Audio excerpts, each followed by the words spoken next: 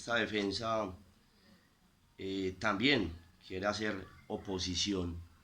a la medida de aseguramiento intramural, a esa pretensión de privar de la libertad a mis prohijados, y entendiendo que estamos frente a un concierto, voy a sustentar el argumento que he recogido de la sustentación de la señora fiscal.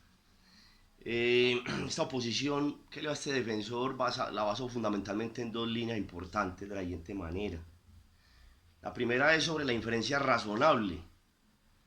Al respecto, me parece importante recordar, honorable juez, que la inferencia razonable es ese mandato de rango constitucional que está ligado al debido proceso,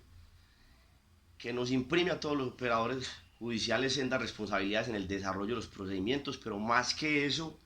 esa inferencia razonable es esa imposición que trae el espíritu de la norma, que nos dice que si se va a violentar un derecho tan fundamental como lo es la libertad, esta debe hacerse sobre una base de la certeza más allá de toda duda razonable, honorable juez. Es decir, que de los elementos materiales probatorios aportados por el ente acusador no existan dudas de que efectivamente el indiciado cometió la conducta punible. En el caso en particular y concreto, vemos que notablemente no se cumplen esos preceptos constitucionales para este defensor en los siguientes eventos. Primero, se trata de meras denuncias, o ni siquiera denuncias, de meras declaraciones, que como ya sabemos pueden ser interpuestas por cualquier ciudadano en cualquier momento y sin ninguna restricción, sin aportar ningún elemento de juicio siquiera, pero que además en el relato aportado por la Fiscalía manifiestan que les han sido entregados dineros derivados de una extorsión, pero no dan cuenta de si estos mismos receptores son quienes hicieron la exigencia económica. Es decir, si se da de manera íntegra la conducta extorsiva, tal y como lo demanda el Código Penal de manera precisa, el que constreña a otro. Solo se refieren a que él pasaba y recogía. Y de esa manera creo que no se cumple de manera integral la tipicidad en este caso. Se sustentan señalamientos, se sustentan señalamientos, a pesar de que van a ser debatidos y controvertidos en juicio, y que siendo equivalentes, hasta que no se suscite el debate probatorio respectivo, honorable juez, me parece imprudente violentar el debido proceso, en este caso otorgándoles de una manera desigual mayor valor al testimonio o al relato de una persona, sin que ni siquiera haya sido controvertido ni escuchado el relato de a quien están acusando. Tercero, no se logra probar por ningún medio la conexión articulada entre los indiciados o que pertenezcan a una organización más allá de tratarse de personas residentes de una misma localidad. Pero también hay otras dudas que encuentro y vacíos en el desarrollo de esta imputación.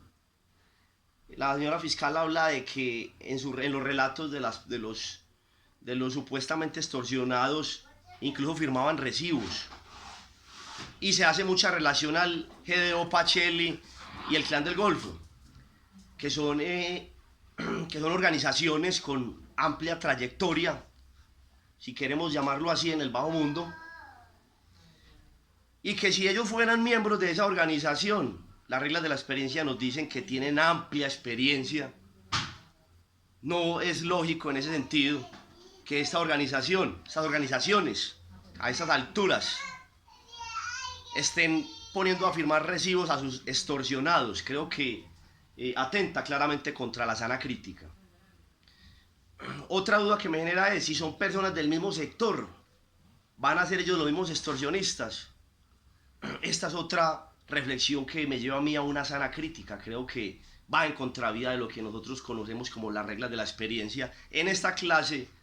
de procesos penales por estos delitos. Adicional a eso, dice la señora fiscal que no tiene elementos para soportar que los imputados no vayan a atentar contra la sociedad, que a ella no le han trasladado, que ella no tiene elementos para soportar digamos, ese convencimiento de que no van a atentar contra la sociedad. Con esto está trasladando de manera incorrecta, señor juez, la carga impositiva de la prueba a mis representados. violando reiteradamente el debido proceso nuevamente, sin tener en cuenta que el mero hecho de que, como en este caso, mis prohijados, señor Juan Fernando Duque y Adrián Enrique Rebeto, en este caso, el mero hecho de que sean personas sin antecedentes, sin una sola denuncia, ni siquiera una querella en la convivencia y el entorno social, esto ya es un indicio con veracidad de que no estamos enfrente de personas que representen un peligro para la sociedad o las víctimas, honorable juez. Difiero además, su señoría, y con el más inmenso de los respetos, cuando en esta etapa procesal la Fiscalía, por ejemplo, y el mismo Ministerio Público los acusa de estar cometiendo hechos muy graves, peligrosos, sometiendo a la comunidad. Y digo que no estoy de acuerdo, porque están violentando claramente su derecho al respeto por la presunción de inocencia, hasta que se hayan declarado judicialmente culpables. Y en esto quiero hacer hincapié porque con sus expresiones están induciendo a que se les entienda como culpables. Y lo más grave de eso es que bajo esa argumentación totalmente injusta para este defensor y a la luz de la Constitución misma, se está soportando la solicitud que hace el ente acusador y respalda el Ministerio Público de imponer una medida de aseguramiento, presumiendo la culpabilidad de unas personas que hasta el momento tienen y todavía los acompaña la presunción de inocencia. A lo anterior, honorable juez, yo le ruego que sea valorada para que a su sano juicio se valore como pretensión la no imposición de medida de aseguramiento para mis prohijados, y como segundo, o como pretensión subsidiaria, en el caso de que a su sano criterio y respetando también la postura de la respetada fiscal, si esa inferencia razonable para usted cumpliera, yo de todas formas quiero entonces decirle que de manera muy respetuosa valoren también entonces a mucha consideración y humanismo, que son personas sin antecedentes, y que se evalúe las circunstancias que además los cobijan en el marco de los requisitos del 308, una medida de aseguramiento de detención domiciliaria. Y cuando me refiero a los requisitos del 308, que ya han sido ampliamente mencionados, quiero que no tenga solamente a consideración exclusivamente la conducta punible que apenas se investiga.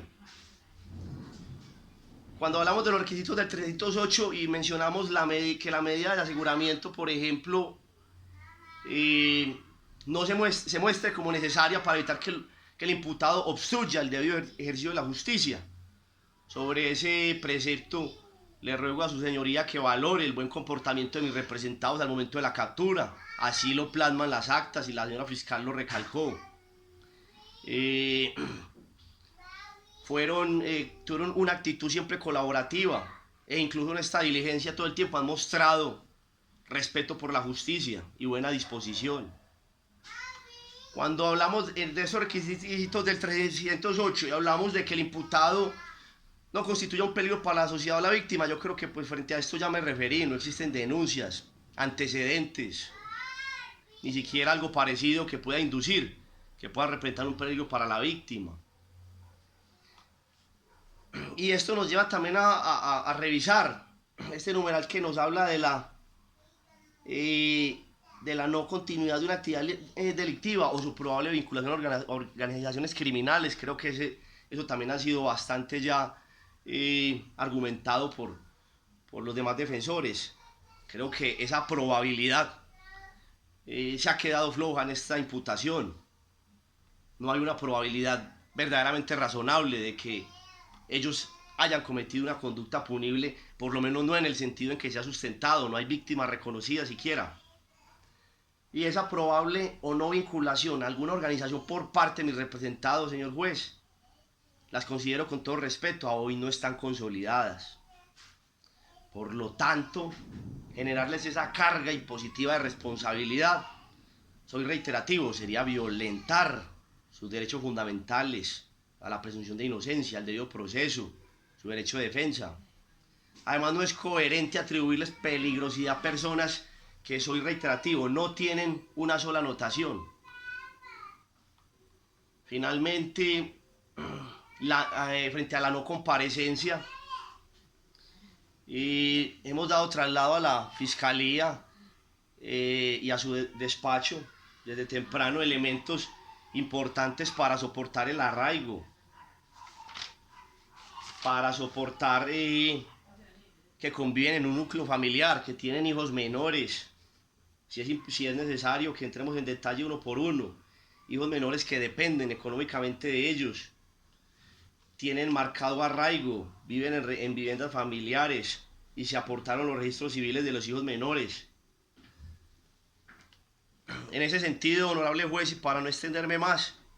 yo le ruego que como pretensión principal valore, considere y evalúe la posibilidad de que ellos puedan defenderse en libertad, respetando sus garantías constitucionales y atendiendo a que la probabilidad en